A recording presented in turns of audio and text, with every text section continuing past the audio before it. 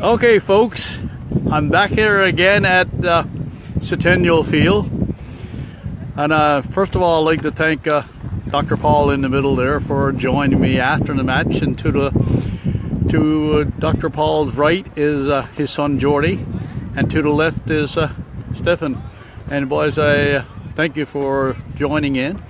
And in the middle, folks, we have Dr. Paul, and Dr. Paul's longtime Laurentian. And again, I won't have to introduce him too much because he played with the Laurentians for, I don't know, be 15, 20 years, and he was inducted into the Provincial Hall of Fame in 2016. So first of all, Paul, congratulations for that. And I certainly thank you for the service that you're giving back to the town in coaching, because anybody that has coached and know that when you're coaching one of the most prestigious soccer amateur teams in the country, it's not easy. You better win, or if not, whatever you done was wrong, So, and again, Paul, thanks for that. So, boys, anyway, first I'll start with the oldest, Stefan. Stefan, you're off to, I guess this is your 5th goal of the season. You started off and then you ran into an injury, which probably put you behind a little slower than you would like. Last year you won the Golden Boot, Will Smalloy Golden Boot Award. That goes to the top goal scorer in the league. So what's your thoughts on so far on the season? Yeah, well, 5 goals so far. It's not what I expected. I missed a few games, due to sickness and injury, and that was a little bit of a setback. But, most important this year is, that our team is doing well, and, if we score goals and, as a team, we're all winning and all contributing, and that's more important to me than, the Golden Boot Award. Obviously, I would like to win this award, but I don't think in today's age, it's realistic to expect that every year, right? So just try to keep on plugging away. If the goals come, then I'll be pretty happy. Yeah, I know you are. I would feel the Laurentians' main strength for regards to scoring goals, and obviously, there's other ways to contribute besides scoring goals, and I think you do that. I think you see the field very well. But I wish you the best of luck in the remainder of the season,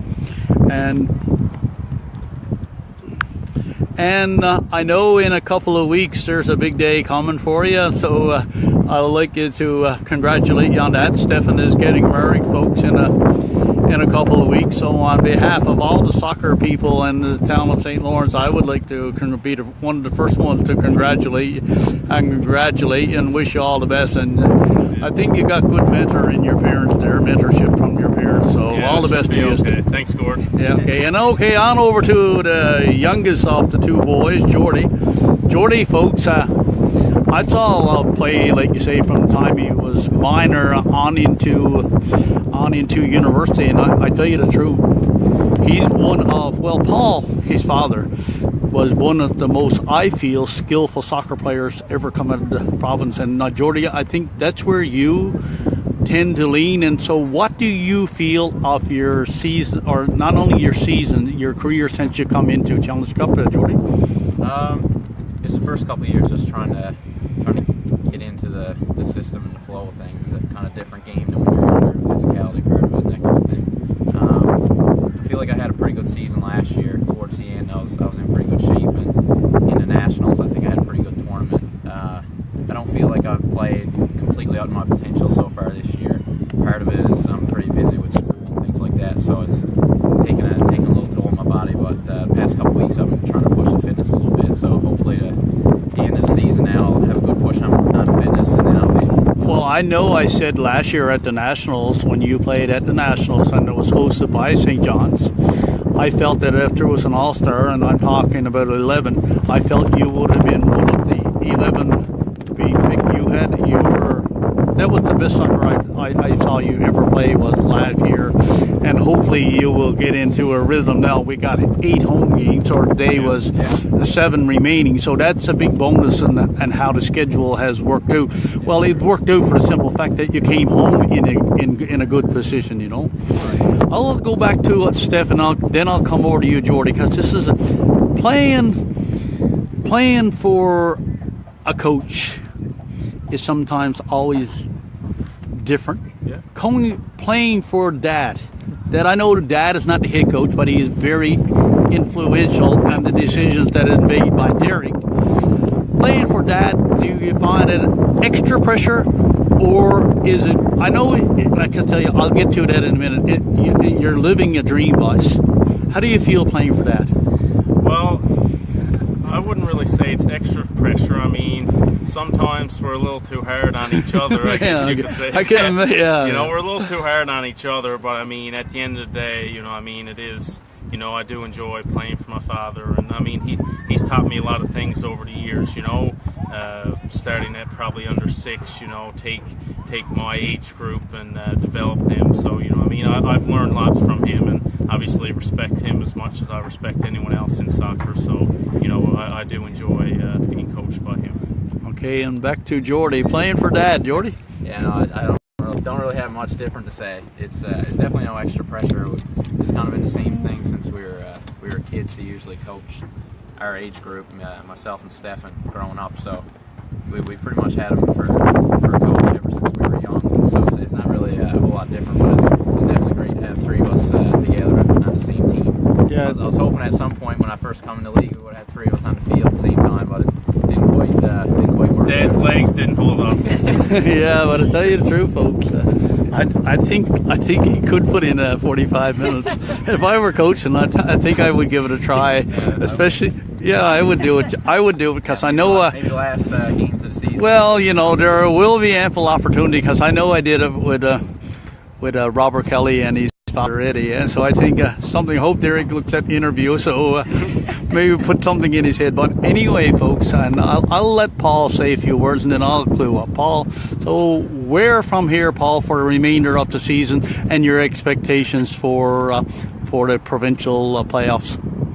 Well, we've got a nice homestand now for the rest of the season, which is great. I mean, most of the games now are on turf fields, which you know, the boys are used to, but at the same time it takes a real toll on their bodies. I think you know, playing in St. Lawrence certainly is always an advantage in terms of the fan support. I mean, the fans are fantastic. We got a lot of fans now following you on your blog from all over. My sister up in Toronto, I mean, she's saying, you know, here you guys can have a little interview with Gord. I mean, you know, people are just hearing things, and which is great. You know, our fans all across the country are on top of it. But you know, we're looking to be very strong at home, win 8 games. Yeah. We were hoping, you know, to really limit goals. We were, you know, every game we're looking to keep a clean sheet. We'll be doing, you know, the same thing game in, game out. We lost a few games early on that we were disappointed in. We really should have had results that we didn't. But at the same time, that's the way the season always goes. There's always games whereby, you know, you expect to win, you're not on top of your game, you lose. But we're hoping to win the last 8 games at home. We start today with 7-40 goal. And I, you know, again, when I watch you all the time, and I look at you on the field there, I know once that was Jordi and Stefan there, and they made 1 pass, 2 pass, and it was back to Stefan, I believe. It was Jordi. No, it was Stefan, Jordi, back to Stefan, and Stefan got the left foot on it, and the defender got her. And I figured, I figured you got it true. It would be perfect, and I knew that the interview was coming afterwards, right? And I knew you had 1 goal too, right? So it makes it that much nicer when you're walking over after getting it. But anyway, folks, I'll just say and cluing up. I've been around the sport a long time, and I think you two boys are living the dream, as well as so is your father, having the opportunity for 3 to be on the one team, Dad coaching 2 sons, and you know, 2 sons are, you know, 2 stars in this league, and hopefully, you know, I hope that you stay in the league. And I know I always watch those young people that are going to university, because in a lot of the case we lose university students to other parts of the country. So I hope, Jordi, that you stay around, but I still wish you all the best with your studies and wherever your education takes you. I certainly support anyone 100%. I'd love to have my kids home, and 3 out of my 4 are gone right now. So, you know, you're living the dream. Don't ever take it for granted, guys, the boys I'm talking about here now, because, you know, day comes that life moves on. Like I've seen where I was involved, you move on to different aspects. So you guys are very, very, very fortunate, and you know, and I have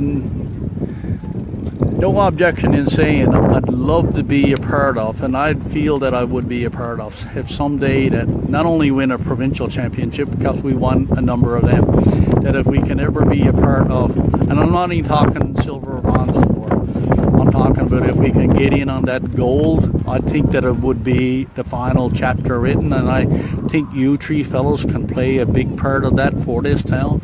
So I wish you all the best. I thank you for joining in 40 interview, folks, and again, all the best to you for the remainder of the season. Congratulations on your wedding to be. Thank you, and Gord. Paul, thanks. You got a fine gentleman, guys, for a father. The town has got a fine citizen in Paul and wife Kim and the 3 kids. And so I think you've been a big asset to our community. Keep the ball rolling, and I'll be the first one there if we can ever get that big one up over our heads. Anyway, folks, Thanks, thanks. Gord. Yeah, oh, yeah. Thanks, folks. Thanks, Gord. Thanks, folks. Appreciate it. Yeah, much appreciated, folks.